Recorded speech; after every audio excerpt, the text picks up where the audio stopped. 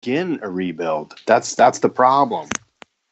I think that you got to start somewhere, and you say it's not going to happen quickly because it can't. But for example, I mean, we know what we're getting with Charlie and with Nino and with Brodeen at this point. I mean, so you look at the contracts you could potentially move, and you got to say, okay, look, well, no, maybe we're not selling high on those guys. But if we're also saying we know what we're going to get from them and it's not great, then you're never going to sell high on them because they're not Right. great. You know, I mean, so Right. I Now, think this is the year. This is the year that their market value will increase. You keep saying, it's right. I think get what you can out of the contracts you can get, and yeah, exactly. You start where you can, and then maybe by virtue of doing that, you get you definitely don't resign Miko, right? Probably trade stall at the deadline, right? especially and then, if he keeps at the pace that he was last year. And then I think the ultimate would be in that mind frame. Zach and Ryan say, you know what, I really don't want to live through this. Like, I have no interest in living through this. I got to win a cup before my time runs out here, or in Zach's case, my back explodes again. And so I'll waive my whatever. If you can move me. And now, who's going to take that contract? I have no idea. But I don't know. I think you got to. There's a way you can put the first shovel in the ground on this, and even if it's not to dig the entire all the dirt up right now, I think you got to start where you can. And I think start where you can is making the statement. I mean, if you keep saying tweak, that isn't making a statement to anybody who would waive a no movement clause or no trade clause, or decide to stick around. Like, I mean, if it's time to go, then say it's time to go. It's time to rebuild. Make a statement so that it's clear, not just from management, but in that locker room, what the next couple of years are going to look like. Yeah, and then if you can't trade Zach and Ryan's contracts, which you probably cannot, who would take it? Then it just is. Look, guys, I mean, this is what we're doing, and yep. You can not like it, but this is what we're doing. I don't know. I realize that if it was that easy, they probably already would have tried it, but maybe not. Maybe because Fletcher was afraid of Leopold and Fenton's. It's his first time in the driver's seat, and so he wants to make the boss happy. I don't know. I don't know. Okay, blame it all on Doug Rice, bro. I mean, is there a case to be made that Chuck hitched his wagon to the wrong kids? Well, or what other kids was he going to hitch his wagon to, though? Captain Obvious. I think I kind of feel like that was Leopold as much as anything. Did Leopold hitch his wagon to the wrong kids and then convince himself that now that we've got these guys, we're a contender when we really weren't? And did he say did that mentality force Chuck? And listen, you guys know I'm the farthest thing from a Chuck apologist, but did that mentality force Chuck's hand in, trading draft picks and just trying to win now and blah, blah, blah? Yeah.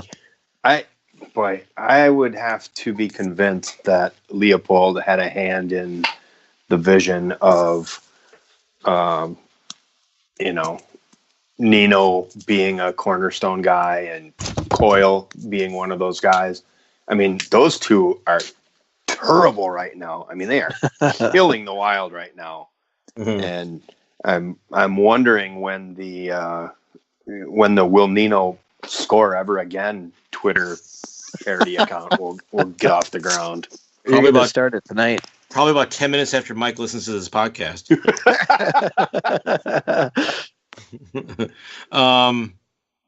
Yeah, did you see the play last night with Charlie where I think it was Parisi, or it was either Parisi or Zucker dropped him on the left wing there at the dot, and he immediately went backhanded and skated it out of the high percentage areas. It was unbelievable. Get away. He had a lane I might too. Score. He had a lane from the dot to the inside edge of the circle all the way to the net, and he went away from it to the boards. It was unreal. And did you guys see the article that Russo wrote about Greenway earlier during training camp? And Coyle was quoted in there as saying, like, Yeah, really good looking player. He's got all the tools. Maybe just needs to believe in himself a little bit. I about fell off of my chair when I read that. It's like, whoa, Charlie. Whoa, I don't even know.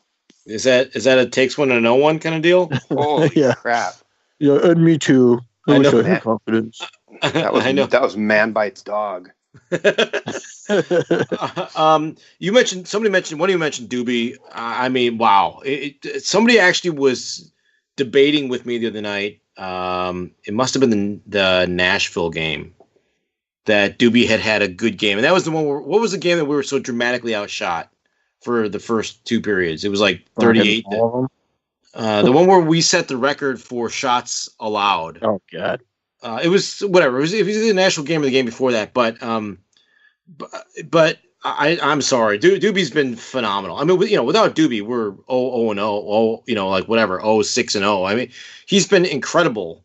And a goal against isn't always just the goalie's fault. Right. It can be the goalie's fault for sure. And the goalie always has a hand in a goal being scored against him because, he's the goalie. But boy, oh boy, I anybody who's got a beef with Doobie so far this season is not seeing the forest for the trees. No. Agreed. All right, so where are we here? So we don't think they're going to. Two of us, Mason, you think they're going to lose in the first round? At best, I think they could. It would be a surprise. It'd be like, ha ha, gotcha, and then they lose. And, you think making the playoffs is a surprise? What you're saying? Yeah. I can't see much more than that. Is all I guess I mean. Okay. That'll be the frustrating thing. Maybe it's even worse. Maybe it's like they are competitive and just miss out and therefore miss their opportunity for the final stake. That's definitely worst, right? I mean, finishing 10th is worst. Yeah, and I think that's where we've been in the last few seasons that they have pulled through and made the playoffs. Is like they're maybe at those times too competitive for their own good, which sounds stupid because really I just want to see wins and goals, and at my stage in my fandom, that's all I want to see. So it's hard to say. Like it's always hard for me to finally say I want the team to tank, even though it's probably best. I mean, somebody needs to convince Craig that this team doesn't have any clothes on. But the problem is Suter's whispering in his ear, "Oh yeah, no, they're really nice clothes. They're like designer clothes." It's man. You've been watching a lot of Disney movies lately. They're Emperor's New Groove. Trademark. Nice. We can't afford that reference, Mason, on this show. Post-production. It'll be great. Suits has Leopold convinced he's going to stop at Quick Trip and pick up fresh snacks for everybody. Oh, God. At least we'll eat well with gas station hard-boiled eggs. Loaf of bread and a bundle of bruised bananas. I got from Quick Trip. What's fun for you guys watching this team at this point, Mason? What's entertaining about them for you? Anything? I mean, we've already mentioned it. I gotta say it's how Dumba is developed, how Zucker seems to be clipping at the same pace. It's seeing the apparent magic that's still in Stahl's hands. I think those three are the most exciting for me right now. Lonnie, what about you? What's exciting for you about this team? Well, I think the last couple minutes of each game have provided some level where they of decide excitement. to play. I mean, you've got Suter scoring a shorty with 23 seconds left. Yeah. To tie it up against Chicago, and then Saturday night against Carolina tied it up with the goal he pulled. Tuesday night, kind of depending on your viewpoint, to some people it was a very consequential goal that Nashville scored with 11 seconds left into the empty net. Mm-hmm. For those of you degenerates that either bet the over or took the goal and a half. Not sure who you're talking about, Lonnie. I don't know what you mean either. So that sounds like a you problem there, buddy. I think that's an MP, not a YP. Oh, But I think the next couple of weeks are going to kind of tell the tale, because here we sit with this goofy ass schedule again. And the Wild, go to Dallas on Friday night and then come back at home for Tampa on Saturday. And then I believe they're off. I believe they're off until next Thursday against LA.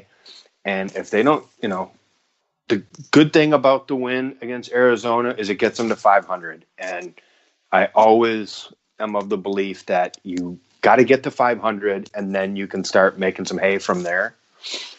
But until you get to 500, you're losing. Until you get to 500, you've lost more than you've won. How about that? Way to really spell it out there. Okay. See, so fair point. 2-2-2, 500.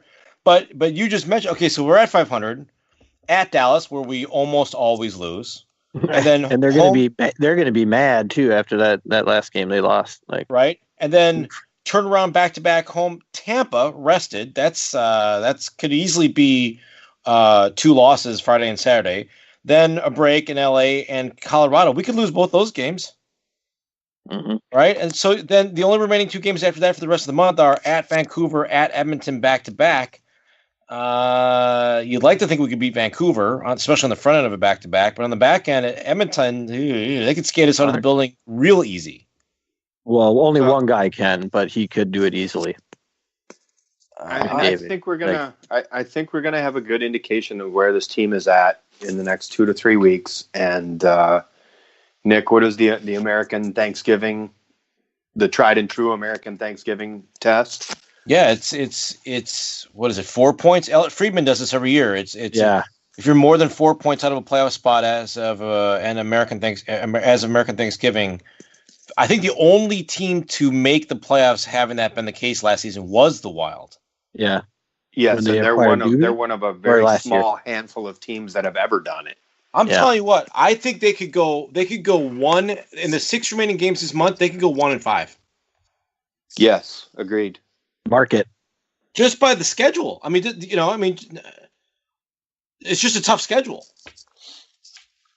Yep, it is, and I think, I think by Thanksgiving we're going to have a good idea of where they're at. So 3-5-3 at the end of October is ugly. Pretty bad, for sure. Well, that's one way to make a prediction. You heard it here first. 1-5 the rest of the way this month. I said it. So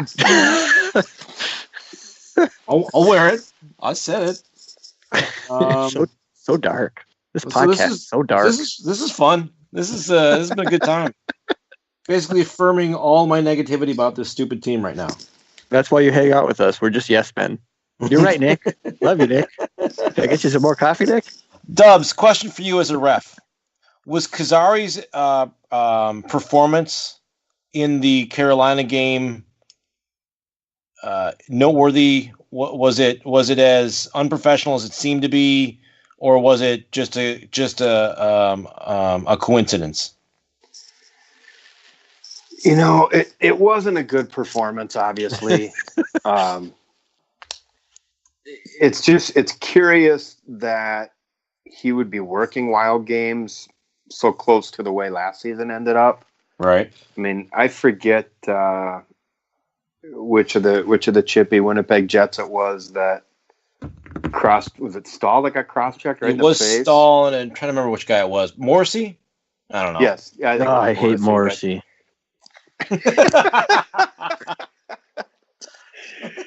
Context is everything. But Henry Rollins, on the other hand, he's just an angrier Morrissey. But I think, it was a curious spot that the NHL put him in there for a Wild game, so close off the heels of last season. That was just a debacle last season when Morrissey, cross-checked Stahl right in the face, and he appeared to be looking right at it. Now, the one thing I will take issue with is, People, I heard complaints about people complaining